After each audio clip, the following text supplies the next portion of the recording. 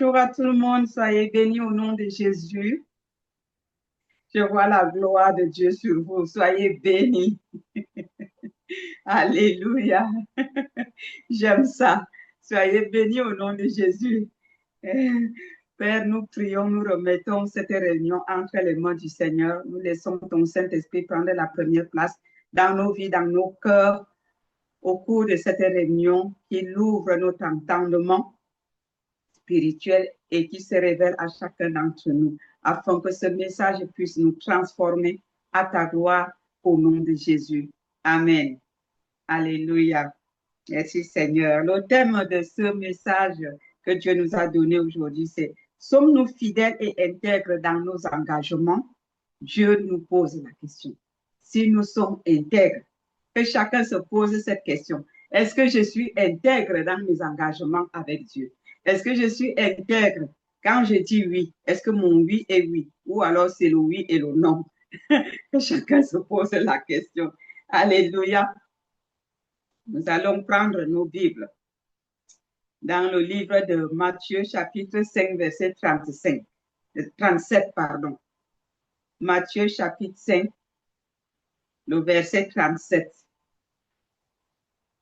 Alléluia. Je vais lire au nom de Jésus. Matthieu 5, 37 nous dit, que votre parole soit oui, oui, non et non. Ce qu'on y ajoute vient du malin. Ce qu'on y ajoute vient du malin. Pourquoi le Seigneur nous donne cette parole aujourd'hui en nous posant d'abord la question, sommes-nous fidèles et intègres dans nos engagements? Dieu demande si nous sommes fidèles et intègres dans nos engagements. Chacun doit se poser cette question. Et la parole de Dieu nous dit ici que votre parole soit oui, oui, non, non. Ce qu'on y ajoute vient du malin.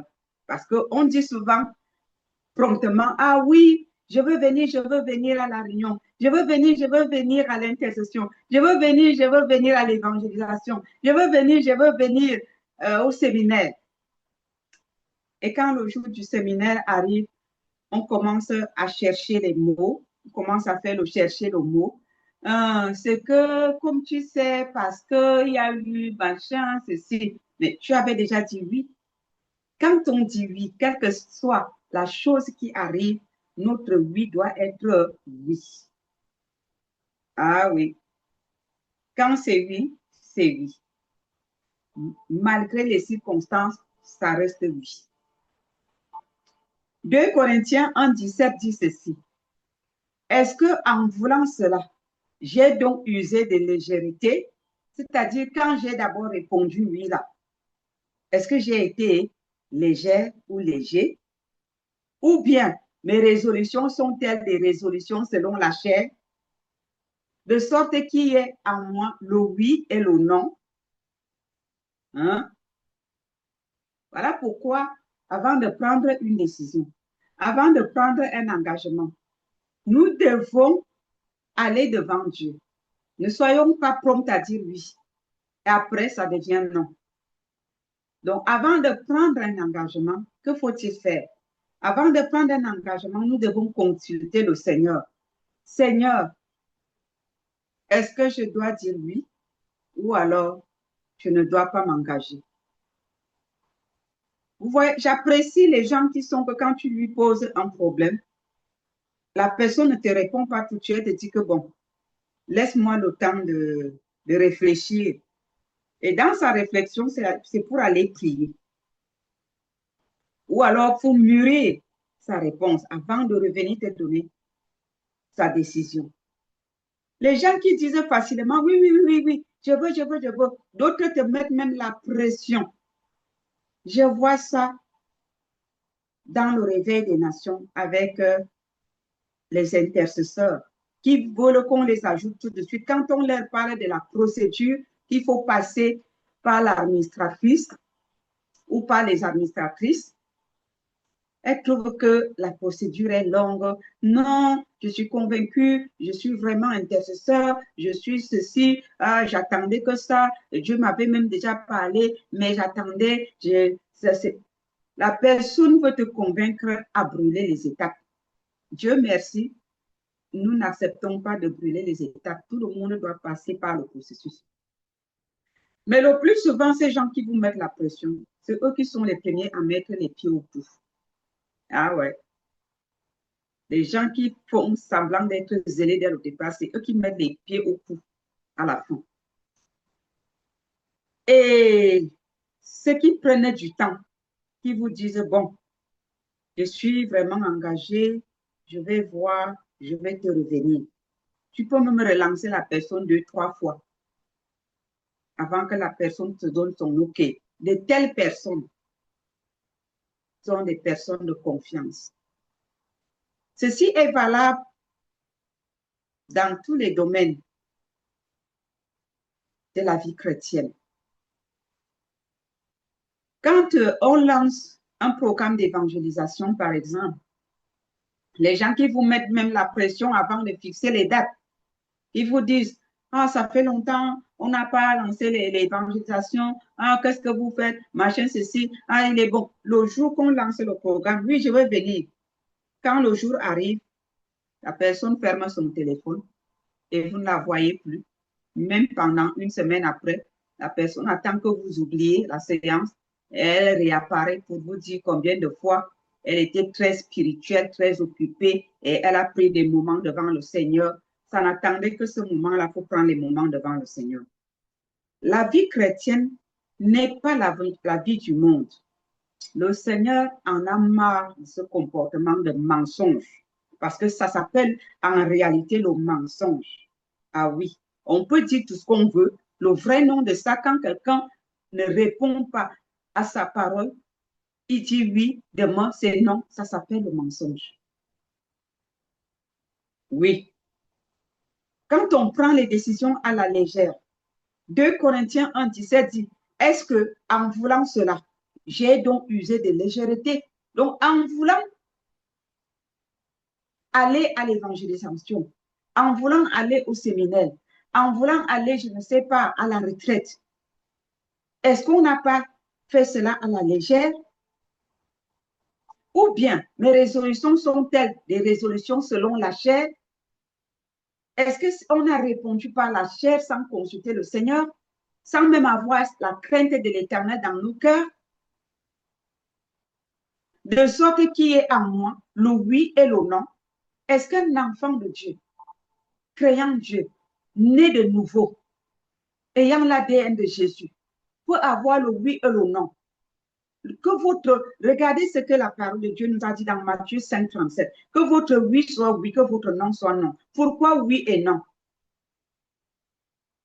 La Bible dit dans ce passage de Matthieu 5, 37 que ce qu'on y ajoute vient du malin. Et c'est qui le malin? Nous le connaissons, le père du mensonge. Sommes-nous ses enfants ou sommes-nous les enfants de Jésus-Christ? Ézéchiel 22, 30 à 31 nous dit que Dieu dit dans sa parole, je cherche parmi eux un homme qui élève un mur, qui se tienne à la brèche devant moi en faveur du pays, afin que je ne le détruise pas. Mais je n'en trouve point. 31. Je répandrai sur eux ma fureur. Ah oui, parce qu'ils ne trouvent pas. Je les consumerai par le feu de ma colère. Je ferai retomber leurs œuvres sur leur tête, dit le Seigneur l'Éternel. Pourquoi le Seigneur dit qu'il va les consumer par le feu? Parce qu'il a pris soin de leur enseigner sa parole. Il a pris soin de livrer son Fils Seigneur Jésus pour les sauver. Il a pris soin de s'occuper d'eux, de veiller sur eux, de les protéger, de les préserver, de les nourrir, de pouvoir à leurs besoins, à leur santé. Mais leur attitude d'ingratitude les pousse à négliger son œuvre. Et le Seigneur se fâche, il dit dans ce cas, je vais tous vous consumer parce que vous n'êtes pas utile pour mon royaume. Vous n'êtes pas utile pour moi. Vous vivez pour le malin. Vous vivez pour vous-même. Et comme vous ne vivez pas pour moi, vous ne me servez à rien, mieux, je vous consume. Peuple de Dieu, est-ce que c'est ça que nous désirons? Dieu lui désire quand nous vivons. Il dit qu'il ne voudrait pas que le méchant meure, mais qu'il vive et qu'il se répande. Enfants de Dieu, revenons à la raison. Revenons au pied du Seigneur. Chaque jour, le Seigneur nous interpelle avec ce message de faire retour à ses pieds. Tous les jours, quelqu'un ne peut pas entendre, ne peut pas dire qu'il n'a pas entendu ce message. Mais pourquoi nous persévérons dans le mensonge? Pourquoi nous persévérons dans la négligence? Pourquoi nous persévérons dans la paresse, dans la têtutesse, dans la résistance à la volonté de Dieu? Pourquoi? Regardez ce que la parole de Dieu dit. Dans Jérémie 48, verset 10. Maudit soit celui qui fait avec négligence l'œuvre de l'Éternel. Maudit soit celui qui éloigne son épée du carnage. Est-ce que Dieu parlait de la bénédiction en ce moment-là? Quand nous prenons l'œuvre de Dieu à la légère, nous croyons que l'œuvre de Dieu, c'est l'œuvre d'un homme. Personne ne travaille pour l'autre. Nous travaillons dans les mêmes ministères, les mêmes visions, mais chacun travaille pour lui-même. Là où Dieu t'a placé, il te jugera et il te bénira ou il te condamnera en fonction de ton rendement, non pas en fonction du ministère. Oui, chacun a son appel. Avant de t'engager dans un ministère, prends le temps. Et si tu trouves que tu ne peux pas, ne t'engage pas. Mais si tu t'engages, vas-y jusqu'au bout. Ne viens pas travailler avec négligence. Ne viens pas faire des choses à la légère parce que tu creuses ta propre tombe. Mon frère, ma soeur, Dieu t'a appelé. Il t'a donné des talents, t'a donné des dons, des capacités pour le servir là où il t'a placé. Quand tu as pris l'engagement d'aller le servir quelque part, peut-être au ministère des enfants, ministère des jeunes, peut-être à la chorale, à l'intercession, à la prédication, à la modération, à l'exhortation, l'évangélisation, je ne sais pas quoi, dans la mission, Dieu t'a appelé quelque part. Et quand tu rentres dans ce département, peut-être que ce n'est pas toi le leader, mais tu es l'arôme de ce leader. Tu es son Josué, tu es son Hur. Exerce tes mains à l'aide. Soutiens les bras de ton leader. Soutiens les bras de ton Moïse. Soutiens les bras de celui qui l'a établi devant toi. Fais l'œuvre du Seigneur. Reste fidèle à ton appel. Sois intègre à tes engagements. N'entre pas là-bas pour soutenir les mains de Moïse. Et quand Moïse a besoin de tes bras pour le soutenir, tu disparais. Tu lui racontes des histoires. Tu mens. Tu ne mens pas à Moïse. Tu ne mens pas à ton leader. Tu mens à Dieu et tu mens à toi-même. Parce que la récompense de ça, c'est toi qui l'auras. Ce n'est pas ton leader. La récolte de tes mensonges, de ta négligence, de ta paresse, c'est toi qui en mangeras les fruits et non pas ton leader. Dieu peut susciter les cailloux pour soutenir les bras de ton leader. Parce qu'il fait l'œuvre du Très-Haut. Donc le Très-Haut ne l'abandonnera pas parce que toi, tu as menti, tu as failli à ton job, à ton devoir. Non, Dieu va susciter même un caillou, même un âne pour soutenir son serviteur à ta place. Mais toi, tu auras des comptes à rendre. Mais toi, tu auras le résultat, le fruit de ta semence. Ne jouons plus avec l'œuvre de Dieu dans sa maison. Nous ne sommes pas dans le monde, mes chers amis. Nous ne sommes pas dans une entreprise du monde. La maison de Dieu reste la maison de Dieu. Arrêtez de jouer avec Dieu. On ne ment pas à Dieu. Quand tu t'engages, vas-y jusqu'au bout. Il dit, maudit soit celui qui fait avec négligence l'œuvre de l'Éternel. Maudit soit celui qui éloigne son épée du carnage. Retenez ici que l'œuvre de Dieu, on ne la fait pas avec négligence. Non.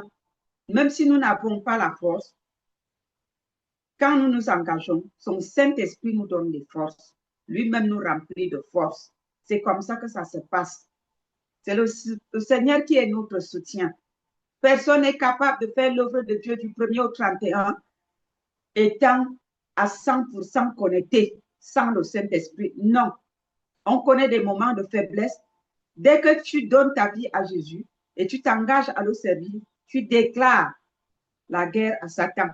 Tu deviens son ennemi et il te combat d'arrache-pied. Ça veut dire que tu connais les hauts et les bas, les hauts et les bas, et pour cela, tu reposes sur le Saint-Esprit qui, lui, va te soutenir. C'est par lui que nous travaillons dans la maison du Seigneur. Si quelqu'un ne tient pas fort son Saint-Esprit, c'est fini. L'ennemi va te balancer et tu vas demeurer en bas. Quand tu te poses sur les ailes du Seigneur, il te transporte par son Saint-Esprit. Tu accomplis son œuvre. Ceux qui me connaissent et qui sont proches de moi, vous pouvez le témoigner. Vous connaissez mes épreuves, vous connaissez mes difficultés, vous connaissez mes combats, vous connaissez aussi l'œuvre de l'Éternel que je suis en train d'abattre avec mon époux. Vous connaissez. Vous vous posez les questions que nous, on fait comment? Ce n'est pas parce que nous, on se porte très bien. Beaucoup passent le temps à me dire, ah, vraiment, j'ai connu des difficultés, c'est pour cela que tu ne me sentais plus, c'est pour cela que, voilà, j'ai disparu de la circulation, c'est pour cela. Vous pensez que moi, je ne disparais pas de la circulation parce que tout va bien? Ceux qui me connaissent, tout va bien, n'est-ce pas? Pourquoi moi, je ne disparais pas de la circulation? Pourquoi je ne trouve pas des excuses? La vie chrétienne, il faut faire face, il ne faut pas fuir les épreuves. Les épreuves sont faites pour les vrais enfants de Dieu. Si vous êtes un enfant de Dieu, vous n'avez pas d'épreuves, posez-vous des questions. Vous n'êtes pas l'ennemi de Satan. Quand vous êtes l'ennemi de Satan, les montagnes sont là. Mais sachez que les montagnes qui sont là, le Seigneur dit toujours que ces montagnes-là ne nous vaincront jamais. Jamais. Il vous combattront, mais ils ne vous vaincront pas. Satan ne peut pas nous tuer.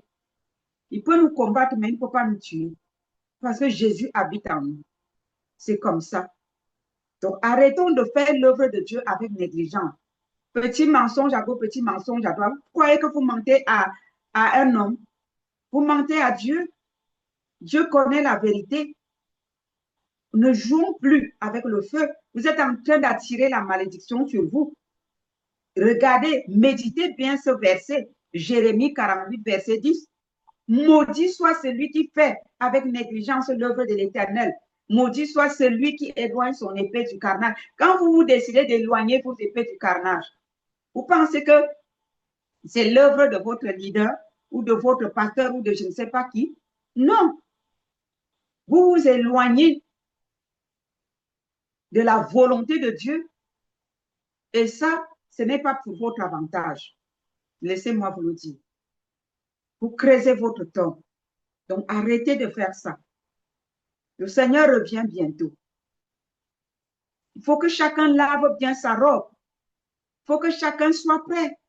Chacun d'entre nous doit être prêt, car le Seigneur est en route.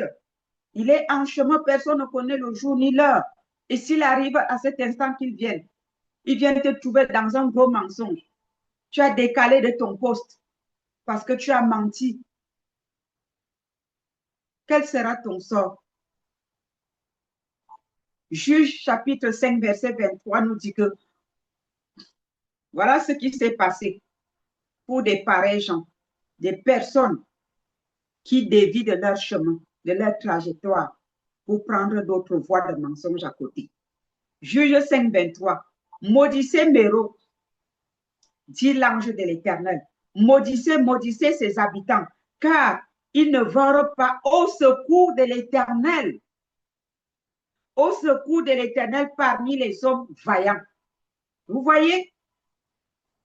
L'Éternel avait besoin des hommes vaillants, comme il a besoin des intercesseurs en ce moment. L'Éternel a besoin des hommes et des femmes qui se lèvent pour prier en faveur de l'Église corps de Christ, qui s'est détourné du vrai chemin, qui s'est détourné de l'évangile de vérité. Et l'Éternel Dieu dit, je veux les hommes, je veux les femmes, levez-vous. Femmes, je vous ai valorisé. Les hommes, levez-vous. Je vous ai donné la force et vous avez la capacité de prier, de vous lever la nuit, d'intercéder pour que mon église, corps de Christ, revienne de ses mauvaises voies, pour que mon église, mon peuple, entre en profondeur avec ma parole. Dieu nous veut dans son intimité. Il nous veut dans la profondeur de sa parole. Dieu veut nous amener dans les eaux profondes. Il a donc besoin des hommes et des femmes vaillants et vaillantes qui se lèvent pour prier. Mais il n'en trouve pas. Ceux-là même qui se sont portés garants, ils ont dit oui et ensuite c'est non. En eux, on trouve le oui, en eux, on trouve le non. Regardez ce que Dieu a fait de ces vaillants hommes dont il avait besoin à Méros. Il a envoyé les anges. Regardez ce qui s'est passé. Maudissez Méros, dit l'ange de l'Éternel. Maudissez, maudissez ses habitants, car ils ne vont pas au secours de l'Éternel. Le Seigneur a besoin de nous. Il nous appelle au secours. Intercesseurs, femmes, hommes, même que tu sois intercesseur ou pas. Dieu t'a doté d'une bouche. Si tu as une bouche, tu peux communiquer. La prière, c'est la communication entre l'homme et Dieu. Si tu as donc une bouche, tu es appelé à prier. Tu n'as pas besoin d'être spécialement un intercesseur. Donc, tu peux parler en faveur de l'Église corps de Christ auprès de Dieu le Père. Dieu a besoin de toi, comme il avait besoin de ses vaillants hommes. Au secours de l'Éternel. Car ils ne vont pas au secours de l'Éternel, au secours de l'Éternel parmi les hommes vaillants. Le Seigneur tend sa main. Il nous tend sa main. Nous-mêmes qui avons pris les engagements de prier en tant qu'intercesseurs, laissons d'abord les simples chrétiens qui ont la bouche pour intercéder aussi, parce que tout le monde peut intercéder. Il suffit de parler avec Dieu en faveur de l'Église, ça fait l'intercession. La prière, c'est une communication. Mais ceux-là même qui sont entrés dans le ministère du réveil des nations en tant qu'intercesseurs, Dieu attend de nous son secours, mais ce secours-là ne vient pas. Vous voulez que l'ange répète ces mots qui sont écrits dans Juge 5, 23, que maudissez, maudissez, c'est ça que vous attendez. Jérémie 48, verset 10 nous a dit, maudit soit l'homme qui fait l'œuvre de Dieu avec négligence. Et dans Juge 5, 23, il est dit, maudissez Méros, dit l'ange de l'Éternel, maudissez, maudissez ses habitants, car ils ne verront pas au secours de l'Éternel, au secours de l'Éternel parmi les hommes vaillants. Vous voyez ceux qui attendent, ceux qui refusent de secourir l'Éternel, notre Dieu, quand il a besoin de nous sur la terre. Dieu est au ciel. Nous sommes sur la terre. Il nous a établis sur la terre. Nous sommes sa bouche, la continuité du bras de Jésus-Christ. Quand il nous dit faire ceci, il ne va pas descendre du ciel pour venir le faire alors que nous sommes sur la terre. Et si nous ne lui sommes pas utiles, est-ce que ça vaut la peine de nous garder en poste? Philippiens 2, verset 12 à 16 nous dit, ainsi, mes bien-aimés, comme vous avez toujours obéi, travaillez à votre salut avec crainte et tremblement, non seulement comme en ma présence, mais bien plus encore maintenant que je suis absent. Jésus n'est plus là. Il est au ciel. Il intercède pour nous, pour vous et pour moi, à côté de Dieu le Père. Ce que nous déclarons sur la terre, il le répète aux oreilles du Père et le Père l'a compris. Il accomplit ici, par son Saint-Esprit, que Jésus nous a laissé. Alors Jésus nous demande donc de travailler comme s'il était avec nous, de ne pas s'imaginer que, ah non, il est absent. Il n'est pas absent. Son esprit habite en nous et il est avec nous. Verset 13, toujours Philippiens 2. Car c'est Dieu qui produit en vous le vouloir et le faire selon son bon plaisir. Ah oui, pour qu'il produise ce bon plaisir, il faut trouver des bonnes dispositions de cœur. Si le mensonge a pris a enveloppé ton cœur, comment est-ce qu'il prendra plaisir de se servir de toi et de te ressourcer si son Saint-Esprit n'a pas de place en toi? Verset 14. Faites toutes choses sans murmure ni hésitation. Combien de fois les enfants de Dieu aujourd'hui, nous passons le temps à murmurer? Je vais, j'y vais pas. Je vais, j'assiste au culte, je n'y assiste pas. Je vais à l'évangélisation, est-ce que je vais? Je n'y vais pas. Tu hésites quoi? Si tu as dit oui, lève-toi, vas-y. Si tu as pris un engagement pour un travail quelconque, lève-toi, vas-y. Chacun travaille. Il faut prendre les engagements là où Dieu t'attend. Parce que tu prends les engagements à gauche, à droite, à gauche, à droite, à gauche, là où Dieu ne t'attend pas. Après, tu rentres dans la confusion et tu ne sais plus quel engagement respecter. On ne vous dit pas de respecter les engagements de là où Dieu ne vous attend pas. Le Seigneur t'a clarifié. Il t'a montré avec précision là où il t'attend, là où il te veut, là où il veut te rendre utile. Mais tu laisses l'endroit, tu vas tâtonner à gauche, à droite et tu deviens dans la confusion. Là où même Dieu t'attend, tu commences à douter, à travailler avec négligence. Tu ne fais pas ça pour quelqu'un. Tu es en train de bafouer ta grâce par terre, ta bénédiction au sol.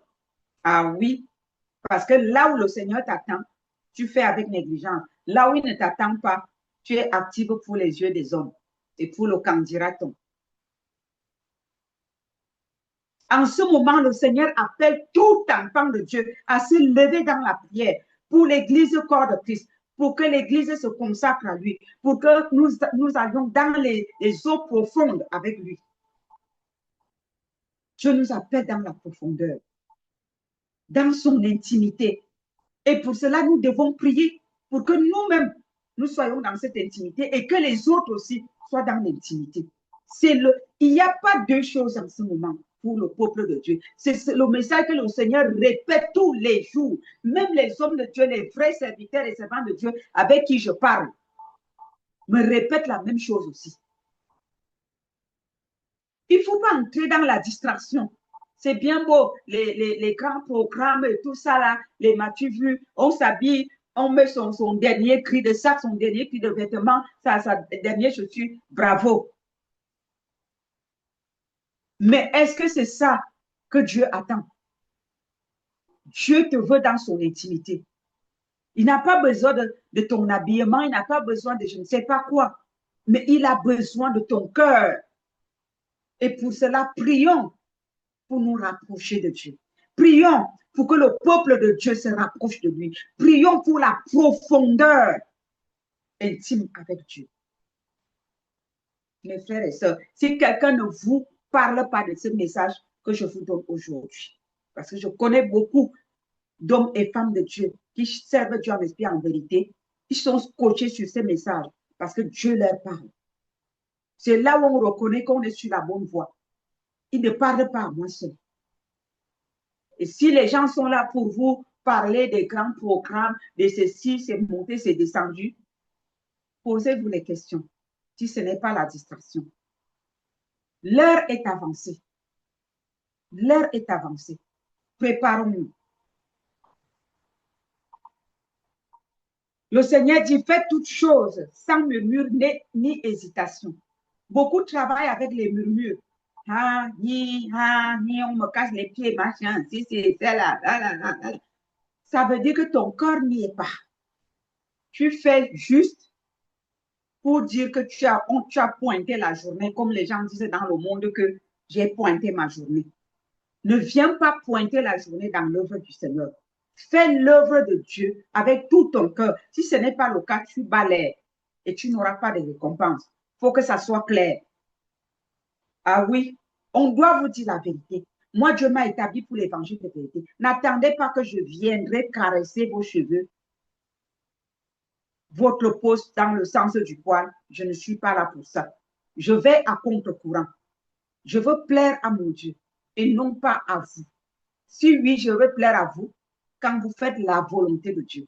Parce que je vais vous dire les choses comme Dieu le veut pour vous et vous allez aimer parce que vous recherchez la volonté de Dieu. Mais pour ceux qui recherchent leur intérêt personnel, qui veulent leur propre solution, qui sont venus au supermarché de Jésus, non pas pour venir le servir, mais pour venir se servir, ils ne pourront jamais m'aimer. Ils ne pourront jamais supporter mon message parce que c'est à contre-courant que je prêche. Je prêche la volonté de Dieu. Pour ceux qui recherchent la profondeur, ce message est bénéfique pour eux. Ce message est bienvenu pour eux.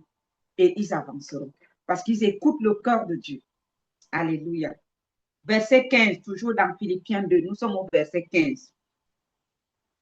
Afin que vous soyez irréprochables et purs, des enfants de Dieu irrépréhensibles au milieu d'une génération perverse et corrompue. Oui, ne murmurons pas. Ne murmurons pas. Quand il faut travailler, on commence à murmurer. On commence à faire l'œuvre de Dieu étant dans la tristesse. Ne murmurez pas, ne vous plaignez pas. Même quand il y a des épreuves, adorez Dieu, aimez-le, servez-le de tout votre cœur. C'est lui qui prend soin de nous. Et c'est lui qui peut ôter ces épreuves devant nous. Enfin, verset 16, portant la parole de vie, et je pourrais me glorifier au jour de Christ, de n'avoir pas couru en vain, ni travaillé en vain. Vous savez, on peut courir en vain et travailler en vain lorsqu'on ne se trouve pas à la bonne position. Oui, lorsqu'on décale de sa trajectoire, on peut travailler toute une vie en vain et ne rien récolter de bon. On s'épuise en vain. La seule récompense que nous aurons, c'est les yeux des hommes, c'est les appréciations des hommes que nous avons recherchées et non pas les appréciations de Dieu qui nous a choisis et établis. Alors, je ne vous souhaite pas cela, mes chers frères et sœurs. Travaillons pour le Seigneur. Travaillons pour sa gloire. Restons sur notre trajectoire. Que notre oui soit oui. Que notre non soit non. Ne nous engageons plus à la légère. Et si nous prenons des engagements, allons-y jusqu'au bout. Qu'il pleuve ou qu'il neige, faisons l'œuvre de l'Éternel. Et là où il nous a placés.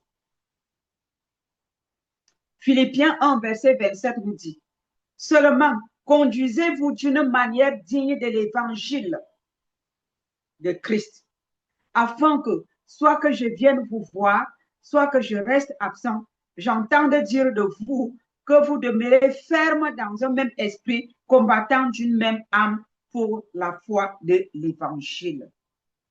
Soyons constants. Soyons constants dans l'œuvre de Dieu. Soyons constants dans nos engagements. Ce n'est pas qu'aujourd'hui, je suis zélé pour évangéliser, zélé pour prier, zélé pour intercéder, zélé pour prêcher. Et demain, le feu de paille, je disparais dans les radars. D'autres disent, ah, il commence peut-être au Canada. Quand il veut déjà disparaître des radars. Dieu m'appelle en Europe, en Belgique. Comme ça, il disparaît des radars au Canada. Il tombe en Belgique, là où on ne le connaît pas. Il fait ses petits jeux là-bas. Et quand il trouve la faille de là où il peut être visible, il réapparaît. Voilà. Je suis déjà visible, je suis en Belgique, me voici. Après, quand ça ne tourne pas rond, je ne suis plus là, Dieu m'a appelé en France. Tous ces petits jeux, nous ne les jouons pas pour Dieu. C'est contre nous-mêmes. Il faut bien que ça se dise. Il faut bien qu'on explique ça aux gens. Parce que beaucoup font ce jeu et croient que les gens ne voient pas, et croient que le Seigneur ne voit pas, et croient que le Saint-Esprit est aveugle. Non, Dieu voit. S'il vient se révéler aux gens comme moi pour parler, ça veut dire qu'il en a marre des gens qui jouent au jeu, qui font semblant, qui font le copier-coller, qui jouent avec l'œuvre de Dieu. On ne triche pas dans l'œuvre de Dieu. On ne vole pas dans l'œuvre de Dieu. Ce n'est pas du copier-coller. On ne fait pas le copier-coller. Arrêtez de faire du copier-coller. Vous vous trompez vous-même. et vous vous enfoncez vous-même dans un malheur qui n'a pas de nom. Dieu déteste cela. Oui, il m'a mandaté de parler. Je vais vous le dire, cache, nez à nez, les yeux dans les yeux. Ce n'est pas parce que les gens se taisent que vous continuez à jouer ce jeu et que vous croyez que personne ne vous voit. Quand on dit de prier à l'église, dans la salle, tu te contentes du fait que beaucoup de gens prient et on entend un grand bruit, des voix qui prient, qui s'élèvent à vous, et toi tu fermes ta bouche. Tu te dis, personne ne me voit. Le Saint-Esprit te voit. Les autres ont prié, tu n'as pas prié. Et quand la récompense viendra, tu n'auras rien. Il faut comprendre cela. Dieu est Dieu. C'est un Dieu de justice. Il y a les fausses balances. Chacun doit travailler pour lui-même. Il y en a sur certaines plateformes. D'autres prient. D'autres viennent dire seulement Amen. Et d'autres font semblant de prier. Ils font du copier-coller. Enfant de Dieu, vous avez reçu Jésus dans votre vie. Vous êtes réellement né de nouveau. Pour venir faire le copier-coller sur une plateforme de prière, d'intercession, vous avez triché dans le monde quand vous étiez à l'école, sur les bancs. Vous venez manifester cette tricherie dans la maison de Dieu, sur une plateforme d'intercession. Tu vas voir ce que l'autre a écrit. Tu copies, tu colles, tu changes, tu déplaces les phrases.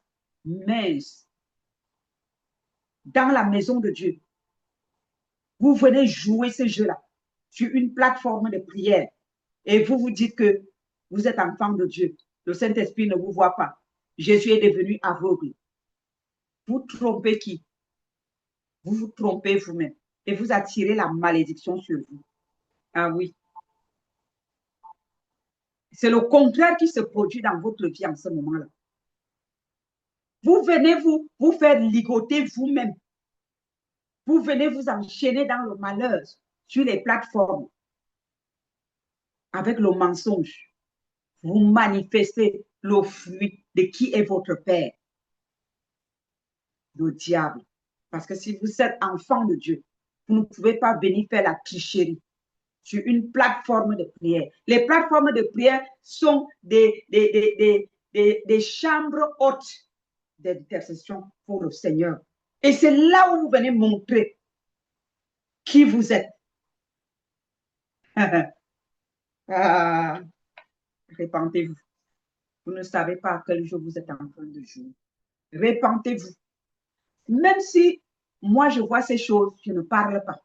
Je laisse à Dieu. Parce que Dieu nous voit nous tous. C'est pas la peine que j'en parle dans les... Ça peut venir comme c'est sorti là au cours d'une prédication. Mais je ne peux pas vous interpeller sur la plateforme pour vous dire que parce que comme vous voulez jouer, vous voulez tester Dieu, vous allez le trouver. Vous voulez tester Dieu, vous allez le rencontrer. Ah oui, comme ça, vous allez apprendre à connaître qui est réellement Dieu. On ne joue pas. Dieu n'est pas un homme. On ne peut pas venir s'amuser avec le feu comme ça. Ça va vous brûler. Vous avez vu, on a lu au départ, là, les anges ont demandé quoi? Qu'on extermine ces gens-là. Dieu n'a pas changé. Hein. Il est un feu dévorant. Il est aussi l'agneau. Quand il faut être l'agneau, il est l'agneau. Très doux, comme le miel. Et quand il faut être le feu dévorant, il est plus qu'un lion. Il connaît brûler. Matthieu 11, verset 12 nous dit, depuis le temps de Jean-Baptiste, jusqu'à présent, le royaume des cieux est forcé. Et ce sont les violents qui s'en emparent. Il faut être violent en esprit. Quand la fatigue vient, tu entres dans le jeûne. Tu prends la Sainte Seine. Tu commences à dire à Dieu, Seigneur, donne-moi la force. Tu es l'éternel Dieu qui fortifie. Donc, tu fais violence. Tu pries. Tu parles à Dieu. Tu fais violence. Ne te laisse pas abattre par la fatigue, par les épreuves. Non, crie à Dieu au secours. Il dit dans Jérémie 33, verset 3, invoque-moi, je te répondrai. Tu l'invoques, il va te répondre. Il faut faire violence. Le diable nous attaque par l'assoupissement. Mhm.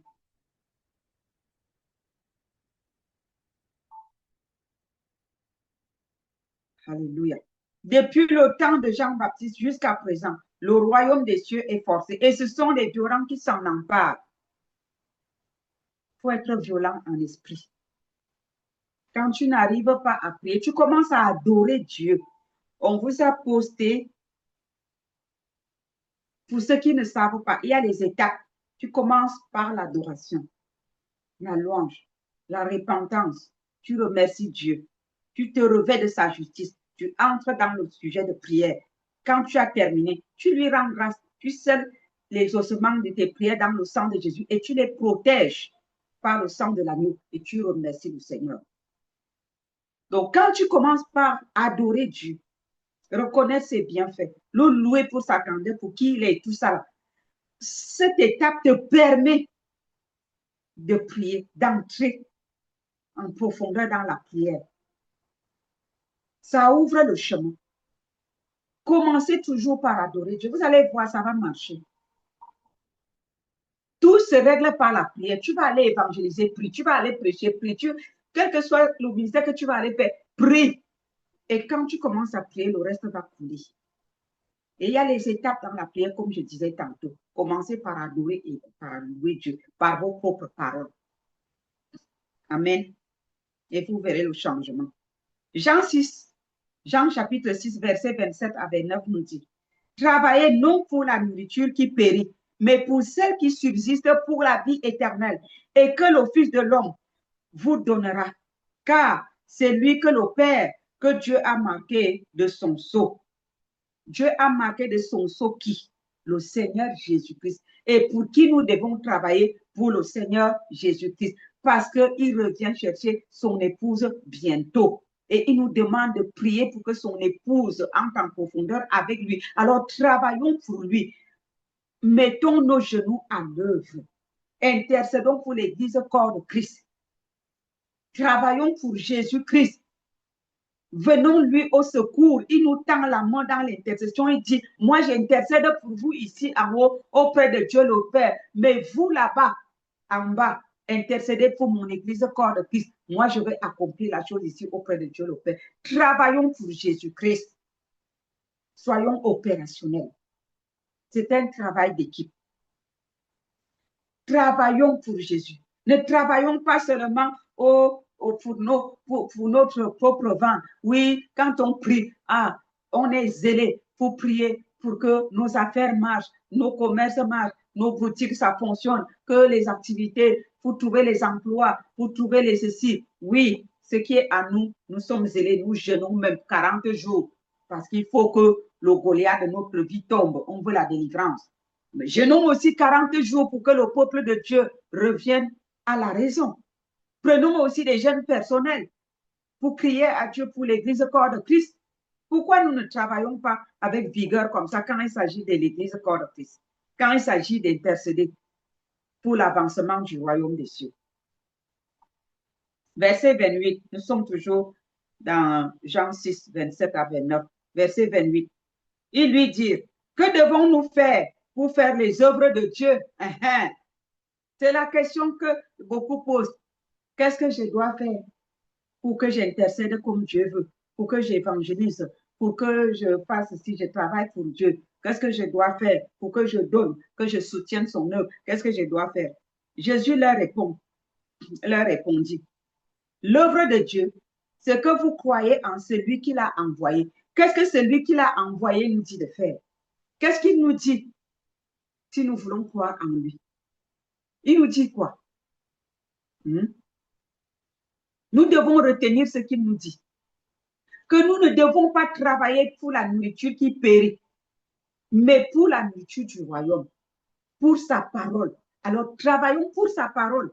Arrêtons de courir derrière les biens de ce monde. Les biens de ce monde, l'or et l'argent lui appartiennent. Courons derrière celui à qui l'or et l'argent appartiennent. Il nous donnera cet or, il nous donnera cet argent.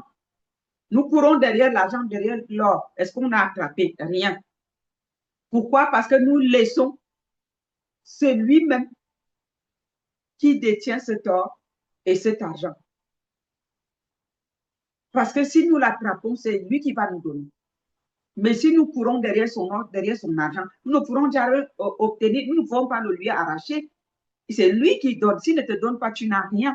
Comprenons ça une fois et pour toutes. Recherchons le Seigneur Jésus-Christ. Recherchons sa volonté. Accomplissons l'œuvre à laquelle il nous a appelés. Et nous aurons tout ce dont nous avons besoin, selon Matthieu 6, 33. Recherche premièrement le royaume de Dieu et sa justice, et toute chose vous sera donnée.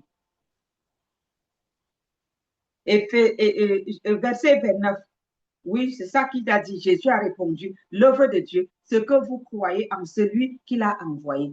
Si nous ne croyons pas en lui, nous ne pouvons pas faire sa volonté. Quand tu crois en quelqu'un, tu fais la volonté de ce que cette personne te dit. Et ici maintenant, Éphésiens 6, verset 5 à 6 nous dit, serviteurs, obéissez à vos maîtres, selon la chair, avec crainte et tremblement, dans la complicité, dans la simplicité de votre cœur, comme à Christ. Non pas seulement sous leurs yeux, comme pour plaire aux hommes, mais comme des serviteurs de Christ qui font de bon cœur la volonté de Dieu.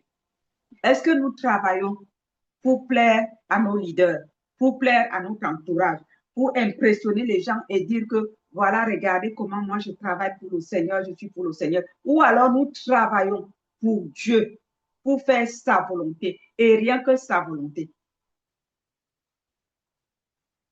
C'est pas facile de changer de coq à l'âne. Si tu écoutes le candidat, tu ne peux pas le faire. Parce que Dieu est comme ça. Un temps, il te dit, il travaille avec les saisons et les temps. Un temps, il te dit, fais ceci. Après, il te dit, quitte, va faire cela. C'est ça que certaines personnes qui jouent avec l'œuvre de Dieu copient pour dire, Dieu m'a dit d'aller à gauche, m'a dit d'aller à droite. Mais on ne voit pas le résultat de ce qu'il t'a dit d'aller faire à droite. Nous sommes un exemple palpable. Quand le Seigneur nous voulait qu'on ferme l'église, là, il a fini de nous former. D'abord, il nous a pris de la mission, il a amené à l'église. Après, il a repris de l'église à la mission. Quand il fallait qu'on ferme ça, on n'a pas vite compris, on a voulu traîner le pas, ça a été l'hécatombe. Et quand on a rejoint le chemin, là où il nous a conduits, vous êtes tous témoins des résultats. On voit, c'est palpable. Ce n'est pas que Dieu m'a dit de faire et après on voit le contraire. Non. Non, non. Faisons la volonté de Dieu avec tous nos cœurs. Ce n'est pas à moitié. Ne recherchons pas les yeux et les acclamations des hommes. Non, ça ne nous mène nulle part. C'est l'hécatombe. Aller contre la volonté de Dieu parce que tu veux être bien vu, parce que tu veux être acclamé. Mon frère, ma soeur, tu creuses ta tombe. C'est un malheur qui n'a pas de nom. Et si tu es dedans, répands-toi et retire-toi de ça. Reviens à la vraie raison. Si tu as pris un engagement quelque part, vas-y jusqu'au bout. Ne joue pas avec. Tu ne viens pas prier sur les plateformes du réveil pour impressionner quelqu'un, pour être vu. Tu fais ça pour Dieu. Et si tu viens tricher pour Dieu, tu vas rencontrer ce Dieu-là. Jean chapitre 8, verset 44 à 47 nous dit, vous faites les œuvres de votre Père, vous qui trichez là. Vous faites les œuvres de votre Père. Ils lui dirent, nous ne sommes pas des enfants illégitimes. Nous avons un seul Père. Beaucoup le disent. Quand tu leur dis, ce que vous faites là n'est pas de Dieu. Tu veux dire quoi? Dieu me parle aussi. Hein. Je suis aussi chrétien. Dieu te parle, c'est vrai. Tu es aussi chrétien, c'est vrai. Mais les œuvres, tes œuvres que tu poses, tes actes que tu poses, montrent que tu es l'enfant de Satan. Tu n'es pas l'enfant de Dieu, tu es l'enfant du diable. Dieu m'a appelé à l'évangélisation. Je suis évangéliste. Tu n'as même pas, depuis des années, tu n'as pas gagné une seule âme. Tu mens à qui? Tu mens à toi-même. Tu es évangéliste. Fais l'œuvre de Dieu avec le cœur. Consacre-toi à l'œuvre dont le Seigneur t'a appelé. Prie, jeûne, pour que le Seigneur te donne l'onction d'être écouté par les gens à qui tu prêches l'évangile et que leur cœur se tourne vers Dieu. Ce n'est pas que tu cries matin, midi, soir, comme le perroquet, sans suite. On veut voir les résultats. S'il n'y a pas de résultats, rentre en profondeur avec Dieu. S'il n'y a pas les résultats, jeûne, prie, demande à Dieu de te montrer le chemin. Si ce n'est pas là ton appel, il va t'orienter. Et si c'est là, quelque chose doit changer. Ne te contente pas à crier à longueur de journée par-ci, par-là, comme les réseaux sociaux vous enfoncent maintenant. Tu montes dans les réseaux sociaux pour qu'on voit que tu as évangélisé. Tu te moques de toi-même. Tu te moques de toi-même. Soyons sérieux dans nos appels. Soyons sérieux avec Dieu. Soyons sérieux avec ce que nous faisons. Nous ne le faisons pas pour être vus. Nous ne le faisons pas pour que les gens acclament que, oh, vraiment, Pasteur Ruth aujourd'hui était à la place publique là-bas. Vraiment, elle a bien prêché. Le résultat, c'est quoi? Depuis des années, j'ai bien prêché. Nous voulons voir les résultats. S'il n'y a pas de résultat, il y a un problème. S'il n'y a pas de résultat, rentre en profondeur. S'il n'y a pas de résultat, demande à Dieu si c'est ça son appel, ton appel. Si ce n'est pas ça ton appel, va prier. Il va te montrer le chemin. Et si c'est ton appel, fais l'œuvre de Dieu en profondeur. Recherche une intimité avec Dieu. Son onction va te revêtir et tu vas avoir les fruits et des fruits durables. Tu ne vas pas faire les morts-nés. Nous ne sommes pas des enfants illégitimes. Nous sommes aussi des enfants de Dieu. Oui, on veut voir les résultats. Ce n'est pas avec la bouche. Jésus leur dit, si Dieu était votre Père, vous m'aimeriez, car c'est de Dieu que je suis sorti et que je viens.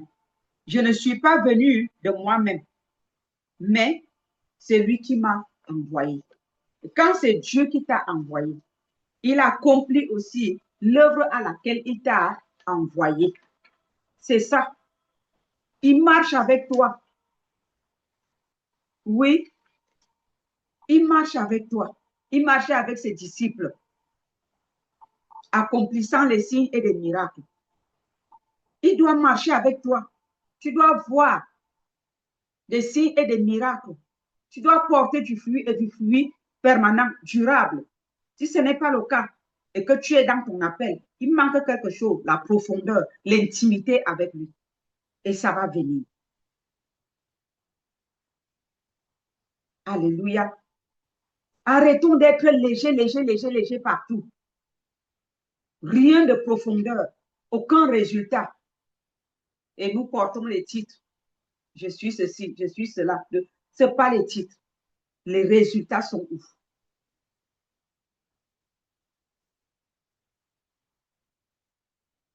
Tout ça, parce qu'en nous, il y a le oui et il y a le non. Aujourd'hui, je dis oui, je fais. Demain, c'est non, je ne fais pas. Vous attendez à quel résultat? Vous prenez des engagements, vous ne les accomplissez pas. Verset 43. Pourquoi ne comprenez-vous pas mon langage? Parce que vous ne pouvez écouter ma parole. C'est ça. Les enfants du diable n'écoutent pas la parole de Jésus, n'écoutent pas la parole de Dieu. Quand tu leur dis, Dieu demande qu'on entre dans sa profondeur, dans son intimité, ils te disent que Jésus a déjà tout accompli. Il a tout accompli. Qu'est-ce que tu fais donc sur la terre? Il faut mourir. Comme Jésus a tout accompli, comme ça, il n'y a plus personne sur la terre pour la continuité de ce qu'il a commencé. Mais si tu es donc vivant, sache que tu es la continuité du bras de Jésus et tu dois travailler. Arrête de dire Dieu a tout accompli. Il n'a pas tout accompli. Il y a une part que tu dois accomplir sur la terre. Tu es sur la terre pour ouvrir ta bouche, pour évangéliser et faire de toutes les nations les disciples. Tu es sur la terre pour intercéder en faveur de l'église corps de Christ pour préparer l'épouse de Jésus. Il a promis à Dieu le Père une épouse sans tache ni vide, sainte et irréprochable. Cette épouse-là ne peut pas se préparer sans que tu intercèdes. La prière que tu dois élever est importante pour Jésus-Christ, pour que l'église corps de Christ change, pour que toi-même tu sois transformé, pour que toi et moi nous soyons transformés. Alors arrête de dire que tu as tout accompli. Fais ton travail. Que ton oui soit oui, que ton non soit non. Arrête de mentir. Aujourd'hui, oui. Demain, non. Tu viens sur les plateformes pour prier. Après, tu portes tes pieds, tu mets au cou. Tu disparais. Tu vas encore dans un autre ministère. Tu prends les engagements là-bas. On te voit 2 jours, 3 jours. Tu disparais. Comme ça, tu fais la ronde dans tout le corps de Christ. Tu veux appartenir à tous les ministères sans être nulle part. Après, tu dis que Jésus a tout accompli. Paresseux. Sortez de la paresse. Jérémie 48, 10. Maudit soit celui qui fait l'œuvre de Dieu avec négligence. Ne faites plus l'œuvre de Dieu avec négligence. Concentrez-vous, soyez constants, des enfants de Dieu, irrépréhensibles. Comprenez la parole de Dieu. Ne la comprenez pas à l'envers. Verset 44. Vous avez pour père le diable. Et vous voulez accomplir le désir de votre père. C'est ça. Vous courez de ministère en ministère pour accomplir les œuvres de Satan avec le mensonge. Vous avez pour père le diable et vous voulez accomplir les désirs de votre père. Il a été meurtrier dès le commencement et il ne se tient pas dans la vérité parce qu'il n'y a pas de vérité en lui. Lorsqu'il profère le mensonge, il parle de son propre fond car il est un menteur et le père du mensonge. Et c'est ce que vous faites. Et moi, parce que je dis la vérité, vous ne me croyez pas. Verset 46. Qui de vous me convaincra de péché? Si je dis la vérité, pourquoi ne me croyez-vous pas? Verset 47. Celui qui est de Dieu écoute les paroles de Dieu, c'est-à-dire accepte la parole de la vérité. Tu veux savoir si tu es de Dieu. Aujourd'hui même, tu vas le savoir. Si ce message qui sort à travers ma bouche te parle, sache que tu es de Dieu. Si ce message, tu commences à m'incendier, à me critiquer, à le rejeter, ce n'est pas difficile. Toi-même, tu le déclares en ce moment-là haut et fort que tu es l'enfant du diable. Parce que là, Dieu dit ici que celui qui est du Père l'écoute. Quand tu écoutes, tu fais quoi? Tu te répands.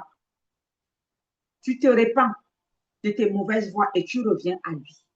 Il te transforme et tu fais sa volonté.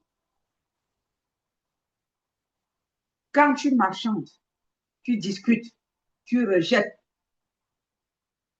tu argumentes, tu sais qui est ton Père. C'est ça. Celui qui est de Dieu écoute les paroles de Dieu. Vous n'écoutez pas parce que vous n'êtes pas de Dieu. Ce n'est pas moi qui le dis. C'est le verset 47 de Jean, chapitre 8, verset 47. La conclusion de ce que Dieu vous dit ici aujourd'hui est que vous détestez ce message de réprimande qui sort aujourd'hui. Sachez une chose, celui qui est de Dieu écoute cette parole de Dieu qui sort aujourd'hui.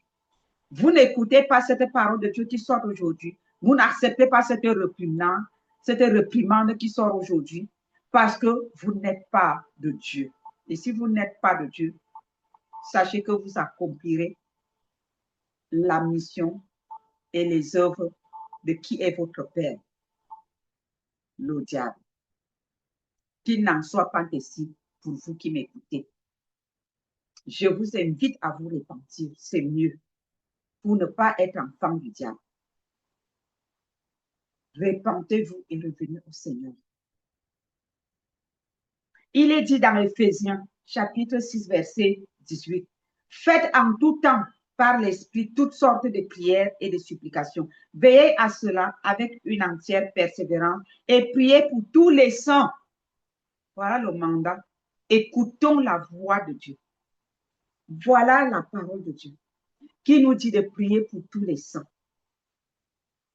Prions pour le peuple de Dieu. Prions pour nous-mêmes. Prions pour l'Église corps de Christ. Prions pour le peuple de Dieu. Prions pour tous les saints. Prions pour tous les saints. Voilà le mandat de Jésus en ce moment.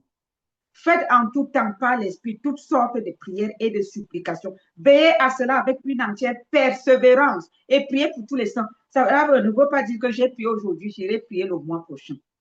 Avec persévérance. Avec persévérance, nous insistons sur les sujets de prière.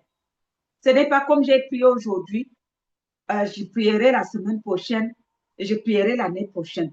Non, avec persévérance, nous devons persévérer dans la prière et prier pour tous les saints. Tous les saints se trouvent dans le corps de Christ.